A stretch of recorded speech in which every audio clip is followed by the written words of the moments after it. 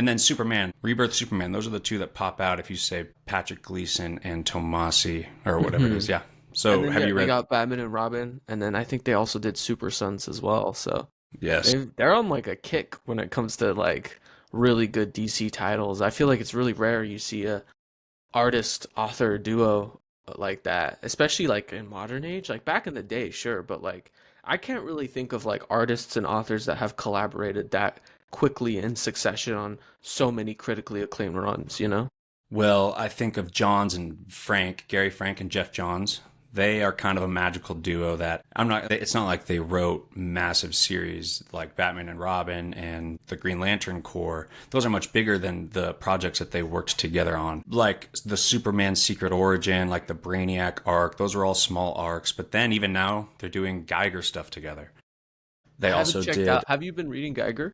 I'm a two volumes in, and I absolutely love it. And I tried to go on a huge indie kick, man, and I am having a tough time. But Geiger, I loved Geiger, and I loved Something Is Killing the Children like so much. I think Something Is What Killing the Children might be a top 10 of all what have been comics the of all indie time, books regardless. you've struggled to get into? If you want to throw some under the Yeah, well, bus. here's the issue with me. I like regular chapter books, novels. So if the comic is going to be people talking, and maybe a gunshot or a fight or two, then I don't want to read it. I would rather read a novel. They're usually better anyway overall. But something about, and another reason is I feel like the Marvel and DC characters, it's like a soap opera. It's like the longest soap opera ever, and I'm just attached to those characters. So reading comics is at its peak when I'm reading these characters that I care about. So the indie has to stand out, be pretty special for me to get into it. And like I said, for example, Kill or Be Killed by Ed Brubaker. Everyone absolutely loves that one. And I absolutely love the premise. It's a really cool premise. But again, it's just people talking, it's just dialogue, and then some gunshots here and there. I would rather just read a novel at that point. That's why Alias, Jessica Jones, I didn't absolutely love that because same thing. And I know you love it. I know most people do. But same thing, just a lot of dialogue. You know, it's funny you mentioned that because I was thinking about this. I'm actually making a video right now about this book I just read called Secret War by Brian Michael Bendis, who also wrote Alias. And I was just thinking about, like, I was literally just like writing this down before I came here for the script. But Brian Michael Bendis is such an interesting author because his style of writing is so dense when it comes to dialogue, right? Like you can open a Brian Michael Bendis book and you'll just have like bubbles and bubbles and bubbles of dialogue. But he writes it so effortlessly. It's very smooth, it's concise, it's to the point, and it never feels like it drags to me, especially when you look at like his Ultimate Spider-Man or his Daredevil. But It's now I'm great. thinking about it and I'm like, yeah, I guess Alias doesn't really have that action to it. So Yeah. if you're not into his dialogue, it could be very grating.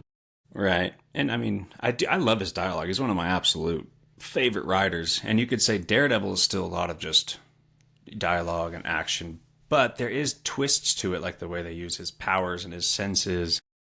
And then seeing characters like Bullseye and Kingpin. I don't know what it is about.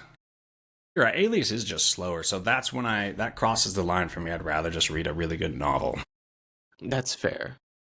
Do you want me to give you some indie recommendations right now? Some books Please. I think you could check out. I mean, and to answer your question, oh, I guess I've only also read World Tree, which How was that? I really liked it. I really liked it. It's very like weird. It's like techno gothic. Hmm. It's really cool. I love the world they're building. It's Is Tynion, starting right? to get a little slow, so I don't know if I'm like super stoked to keep continuing it, but we'll see how that goes. Tinian is the master of indie, though. I mean, he's on Something Is Killing the Children, and he's the writer of this one, World Tree, which is really popular right now. Everyone's loving it, right? Have you actually? That's one of the few Tynion books I have to read because I've read a lot of his stuff, but I haven't read World Tree, and I haven't read what's it called, Department of Truth. Those are the Me two neither. I'm trying to catch up on. But he as far as like if you want like some action packed stuff that doesn't feel like it could be a novel, I definitely think you should check out Black Science by Rick Yeah, Remender. dude, I really want to read that one actually. Mateo Scalera, I think you would love that one. Very like Fantastic Four vibes, I think, because it's like about this super smart scientist and his family, and but it's more so what would happen if like the worst hedonistic part of Reed Richards came to fruition. Gotcha. And then, like, imagine the Council of Reed stuff at the beginning of Hickman's run, but just Interesting. exacerbated to the worst possible degree. I think you should check that out. That's high Obviously, on my list. Transformers, Daniel Warren Johnson, if you haven't read that yet. I have reluctance to read Transformers, even though I've heard it's really good. Really? But I'm not like a Transformers guy. I wasn't either, but have you read any of Daniel Warren Johnson stuff?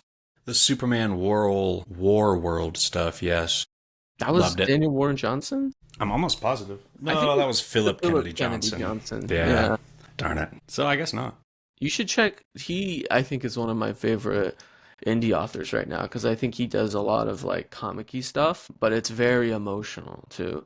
Do a Powerbomb is a really good book. Made me cry the first time I read it. I've heard that's really good too. But Murder Falcon is also super fun. Okay. The reluctance comes from just superficial nonsense. Transformers, WWF style wrestling, like on the surface, that's not what... Now you're confusing me, bro, because you're like, I don't want dialogue. I don't want people shooting each other. I want superheroes. And then you're like, I don't want superficial nonsense. No, I mean, the reluctance to not read Transformers is just a superficial, like, oh, Transformers, I don't think I'll like that, which is not really a valid, reasoning. And same thing with something is the Powerbomb story. So that's like, why would I want to read a WWF story? But it turns out it's supposed to be really good. So that's what I'm saying. I don't have a valid reason not to read those. But there's just like that weird reluctance because this is WWF and Transformers. Just two things I'm not really into. But hey, the story's apparently amazing because everyone loves this stuff. I've heard a lot about the Powerbomb one as well. Really, really great. Definitely recommend it. And then one more, Anake. You've read Anake, right? From our fellow TikToker, Natalie. Dude, I actually thought that was really solid. I enjoyed it. No, yeah, I really love. I think there's a lot of like indie creators, like actual independent creators on TikTok who make their own books. I'm always very hesitant to check them out because they're always reaching out to me. They're like, review this, read. And I feel so bad because I'm like, if I read this and it's not good, it's gonna be awkward, 100%. Natalie was one of those few cases where she reached out and she showed me her book, and I was like, this is like. Actually, like, yeah, I could talk about this. Like, actually really, there's a lot really cool sci-fi premise, very kind of like Blade Runner, an alien, like a little bit. Yeah. Yeah. I was really enjoying that. Excited to see her continue that one. Yeah, and it was so easy to breeze through while the world was built plenty. Like, she did a lot with little dialogue or little, like writing in general, and still built a great world. Did a lot of like non-verbal world building. You just saw what they were up to, playing basketball on the ship, doing their science stuff. And then, the problems start happening. And the problems are great. I really want to see where that goes. No, it's a really solid book. I'm trying to think if there's anything else. I have to like look at my shelf and it's at like an awkward angle. Well, you've read Something is Killing the Children, right? I have, yeah. I freaking love it, dude. I'm gonna be honest with you. I read the first. No, well, I think I really love the first volume, which is like kind of just the first arc of the book where she's in that first town. And I read the second volume, and I quickly realized I'm like, oh, this is just the series. It's just like every arc, she's just going to a town, meeting some kid, fighting a monster, and I'm like, I don't know if I want to keep reading this if it's gonna just follow that same premise. I like it though because she's doing little micro missions, which I love, and the macro issue is still there with the different color masks and the hierarchy of that. Man, I love it, and I feel it's like Stranger Things on page. I think it captures the same exact vibe, except you have a really cool protagonist that is just a badass. So that's the only difference. They were supposed to make a TV show, or whoever that is there too. So he's a badass. Actually, for the book, I think they were gonna make a TV show. Don't know if they're gonna make it anymore. I think originally it was by. Have you ever heard of the TV show? I think it's called Dark. It's like a German TV show on Netflix. It's super popular. One of like I have a friend that's like super into sci-fi, and he's like, this is the best sci-fi TV show ever. It's very like trippy, and I think they were supposed to make Something is Killing the Children TV show, but it's kind of one of those projects that was announced and then just went dark. Yeah, we see that too much nowadays. The influx of information nowadays is really annoying. You know too much about movies going into it. You already know who even has small roles, who shows up to set. It's like, half the movie before you get there. Did you hear about the Avengers drama with like two cast members are beefing Fighting. apparently? Yeah. I don't know. I don't. This is the most least confidence I've had in an Avengers movie ever because of just the state of the MCU. And now the Russo brothers are throwing together this story out of nothing that's been really building towards anything. And then, because before they developed with Winter Soldier, they developed with Civil War, and then they had Infinity War. So they were able to put the pieces in place. But are you still not watching many Marvel movies? Are you going to watch Doomsday? I might, I don't know. I honestly, I just have no desire to watch them. They've been Like, bad. That's why. I I heard mean, Captain that's part of America the was reason. bad. I heard Thunderbolts was decent, but I was just like, I'd rather watch something else. And then I didn't even watch Fantastic Four. I just watched Superman, and I was like, if Fantastic Four doesn't make me feel this way, I don't want to watch it. And I I have a think feeling it's not. I think Fantastic Four was better. I liked it a little bit more, Really. but I loved both of them. I'm gonna be honest, I got Pedro fatigue right now. I get it. I get it. And I think he was as far as the best, performances, how they each fit into their role. Reed Richards had my least favorite like arc out of the team. They didn't really nail the character, but he wasn't bad. I'm just saying the other ones stood out. Each and every one of the other characters stood out, except him. So I think they could write him a little better. And I don't feel like he fits as Reed Richards so much. I hope he fills those shoes and gets more comfortable, or I don't know if it's the writing, but I just feel like this is a total tangent now. I just feel like Pedro Pascal, he's a really good actor, but I think the problem is that he's just been typecast so much that no matter what role he plays, I'm always going to see one specific side of him.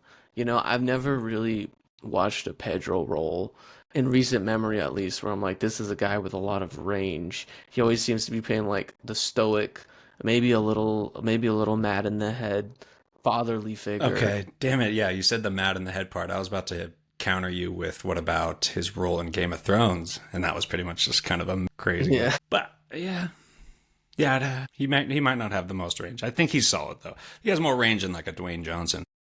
Yeah, that's true. Shut up. Speaking of wrestlers, though, you watch Peacemaker season one or episode one? See, yes. What do you What think? I really enjoyed it. Honestly, biggest gripe so far is just that I don't feel like I was kind of disappointed with the new intro dance. I think that season one was so good that I think that they just had huge shoes to fill. I was watching it. My girlfriend loves it too. We were watching it together, and we were both like, okay, this is cool, but it doesn't really compare to the first season's dance. But besides that, I'm really excited. A lot of cool concepts. I like how they retcon the ending of season Wait, one. first let me let you guys know full spoilers. We could talk about all that stuff. We did a non-spoiler stuff already, but we got to get into the what actually happened because Fair. you didn't say anything yet, so it's all good. But yes, how did they retcon that stuff? That was awesome, kind of. It was quick.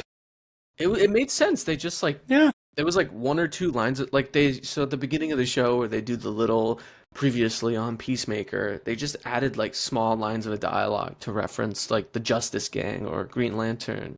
And then obviously the big one at the end where I think at the end of season one the Justice League shows up and they just reshot it. So now instead of the Justice League it's the Justice Gang and I'm like that's how you retcon, you know? You don't overthink it, you don't overdo it, you just do it and then you keep it pushing. Because the nerds like us, we're gonna know. And then people like my Yeah. girlfriend who doesn't even know what the old DCU was. Like Right. They don't care anyway. she just was like she didn't even know it was a retcon. She Yeah. just thought it made sense, you know? And Yeah. I like that's the that. problem with like Marvel and stuff is like they just overcomplicate it. They overstuff it where it's like too overwhelming, where everything is contingent on the multiverse and you gotta watch Loki, you gotta watch, Doctor Strange, you gotta watch all these different projects to understand what the multiverse is, and it's like blah blah blah blah blah. Well, Peacemaker is just like, okay, like we're gonna just give you the context you need and just move forward, right? If you know, you know. If you don't, you don't. That's how Superman started too. Yeah. And so basically, what Peacemaker, what they said, basically, the message that came across from me is the episodes of season one pretty much happened, but this is a slightly different universe. Simple as that. Like, Mhm. there's millions of ways life can go in all these millions of universes, so it's fine to have something that happened almost exactly the same, You and then think you that's just what it show is? your different. That's how I took it. It was like, Okay. okay, these events happen, but this universe is just slightly different, I never, that's a really interesting interpretation, actually. I like Yeah. that a lot. I never even, that makes so much more sense now too, thinking about where the show's probably gonna go. And right, and I think we'll get more explanation because the show is obviously about traveling universes. And I love the study of I loved watching his dad not hate him, dude. It was so nice to see that. It was just like so brutal in season 1. It was heartbreaking, dude. Yeah, And I then was it thinking was about this recently, and I think James Gunn has such a powerful but subtle, like, political tone with his movies, right? 100%. Like, I never even put this together. I always knew that, like, the first James Gunn Suicide Squad movie is about, like, the CIA, right? It's about how the CIA intervenes in foreign countries and Southern American countries and, like, overthrows governments and causes a lot of violence. It's very obvious and referential to historical things. And then another thing I didn't even realize was that it's also about like prison abolition and the mistreatment of prisoners and how prisoners are exploited within like the US criminal industrial complex and like used for their labor and then thrown away. And I'm like, wow, Superman, obviously, I'm not even gonna get into it, but I think everyone knows it's got some messaging in it. And then Peacemaker too is like a lot of it, season one is just about like white supremacy and like toxic masculinity. And Hmm. I'm like, I never would have expected a superhero show about Peacemaker to have really potent and powerful messages about like accepting who you are and like not letting external forces influence your own behavior in such a powerful way. I think John Cena's performance in season one of Peacemaker is incredible. Like he really does deliver on those like downbeat moments and it makes me like tear up a little bit. I'm like, dang, like I didn't expect this from John Cena. And add to what you were saying, back to the point, it was so satisfying to see him interact with his family and his dad with that full added context of all of these themes and messages culminating with that like, him just crying seeing his dad in this ultimate universe that loves him. I'm like, wow, that great writing from Gunn. Yeah, he has insane talent for making something entertaining in your face while having so much depth. I think Guardians 3 was the start of that. Although you saw it in Guardians 1 and 2, there is depth and emotion always. And he always talks about lately how they're never going to approve a movie till they have a script that everyone's fully excited about. And I know he's the type of storyteller that knows that story has to have emotional connection. So I feel like that's a priority on his list when he reads his scripts. How are they going to connect to this emotionally? And I think he has a great mind for that. So his movies show it, and the scripts he approves, man, are going to show that. I think the DCU is going to be dethroning Marvel here in about a year or so. Like, Superman won the box office this year, beat out Thunderbolts, beat out Fantastic Four. So they, this is the year of DC, and they only dropped one movie. Yeah, I'm really excited. I have not been excited for like superhero projects Yeah, this much in a long time, it's been rough. Besides like even the boys I'm kind of losing interest in. I was like not the biggest fan of the last season. Me neither. And then But I love Invincible, season one. I don't know if Invincible counts because it's animated, but that's pretty solid. Whatever James Gunn is planning, I'm full in. There's been good comic book material. It just hasn't been what we're used to. Big screen, movie theater, events. Like, the movies have been pretty bad for like 5 years, with a few exceptions, of course. Which sucks because we started the podcast a few years ago, and that was pretty much right when Marvel started sucking. DC just was lost in the bushes. So it's so nice to have, grown for 3 years. And now DCU's coming back. I think Marvel's going to start being way better too because the CEO switch up and Feige has his power back. He is like the best James Gunn type guy for Marvel, and if he has that power, Marvel's good in my opinion. So he has that power back now, and we've seen that they have 3 movies that were good. They have Deadpool and Wolverine, Thunderbolts, Fantastic Four. They had Daredevil, Born Again. They're coming back, man, and I think I did watch Daredevil Born Again and I did not like it at all. really, I get it. You liked the Netflix one, right? I love the Netflix one. So good. Yeah, it did not have the same flavor. I still liked it though. I liked a lot Can we about talk it. about, can I talk about the White Tiger arc with you for a second? Go on Yeah. another tangent. What happens in the comic book with the White Tiger arc? Oh, it was similar to the show. I just remember, all I could remember is at the end he escapes the court, runs away when he's getting sentenced, and he got shot down.